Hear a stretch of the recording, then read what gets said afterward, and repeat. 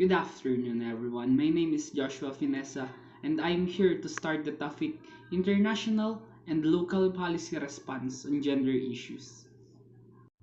But before we tackle it, let me answer the introductory activity first. Introductory Activity A. Make a poster with the following letter in each board, D, V, L, P, E, T.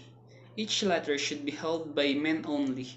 Ask the students if they notice some missing letters to make up a word. Then show another poster with the following letters in each board, E, E, O, M, N. Each letter should be held by women only.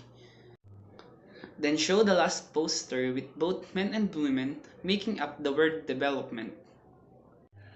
This first introductory activity indicates that if we help each other, no matter what gender you are, we're all gonna benefit. Introductory Activity B. Read the following story as adapted from Aesop for Children. The notes in this case story is first, gender analysis describe the position of men and women in the community and identify the specific strengths and needs of each. Number 2. Gender analysis should be applied in the planning, management, monitoring, and evaluation of projects in order to ensure the equal participation of men and women in accordance with their identified strengths and needs. Number 3. By identifying the specific strengths and needs women and men, cooperative policies and projects can be adapted to the needs of the target group. Lesson 1.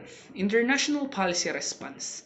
Gender equality is crucial for regional stability, security, and prosperity as it protects every person's human rights without bias, ensuring a vibrant, productive community that benefits from development without abuse.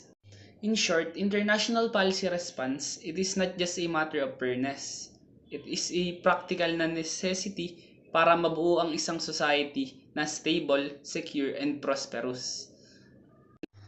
Thank you for listening, everyone. That's all for the topic that I've been assigned.